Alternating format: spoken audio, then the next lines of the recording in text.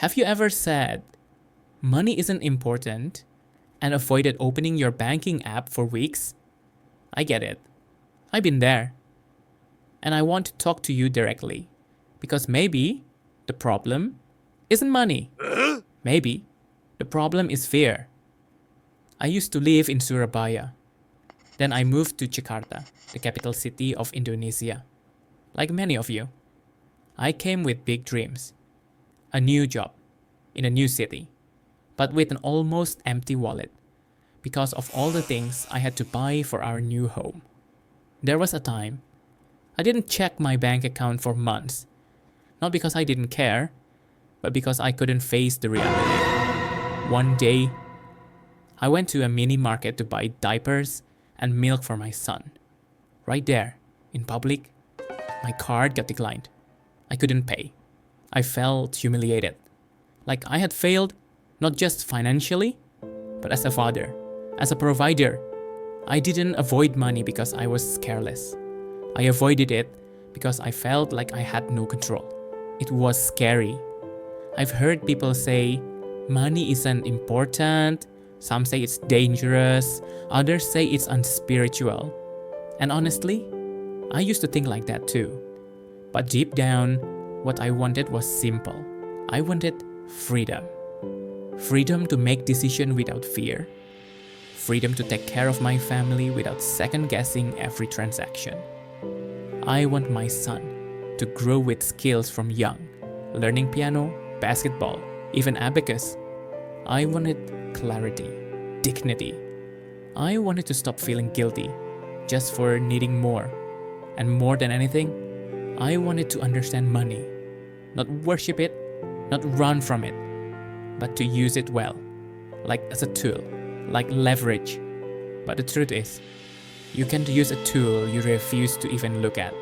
I didn't say money isn't important because I was wise. I said it because I was afraid. I was ashamed. Dr. Bradley Klontz, a financial psychologist, explains this perfectly. Many of us grow up with something called money avoidance scripts, deep unconscious beliefs like money is bad, rich people are greedy, good people shouldn't care about money. These scripts, they don't come from logic, they come from fear, from shame, from childhood. Klontz found that these beliefs are passed down, often without us realizing it, from our parents, our caregivers, our communities. I also experienced what's called the sour grapes effect. When something feels out of reach, we convince ourselves we never wanted it anyway. I can get money, fine, maybe I don't need it. It's a trick, a psychological defense to protect our self-esteem. But over time, it traps us. According to the Discover survey in 2024, 40 to 45% of US adults avoid checking their bank balances. Not because they're irresponsible, but because they're overwhelmed. In the UK, 87% of people say national happiness is more important than national wealth. And yet many of them are still drowning in financial anxiety. Avoidance feels safe, but it doesn't solve the problem. It just delays the pain. After that mini market moment, something in me shifted. I couldn't keep living in denial. I had to change. I started checking my balance again, even when it hurt. I made a budget. I tracked every expense. I stopped lying to myself. And slowly, money stopped being this emotional monster. It became what it really is, a tool. I began separating money from emotion. I told myself, I need this course. I want to grow. But is this the time to buy it? I learned to delay gratification, to manage, to invest, to think critically. In psychology, this kind of transformation is called reframing. You're not changing your income overnight, but you're changing your relationship with money. You're rewriting the internal narrative. Since then, I've invested in real learning, courses, tools, mentors. I've launched my own projects and YouTube channel. I've served more people. I've grown. I'm still on the journey. I'm not rich, but I'm no longer stuck. I no longer avoid my financial reality. I face it. And that has made all the difference. Here's how I see money now. It's not my enemy. It's not my identity. It's just leverage. It gives me access, options, tools to build a better life. Research shows that avoiding finances often leads to missed opportunities, chronic anxiety, long-term self-sabotage.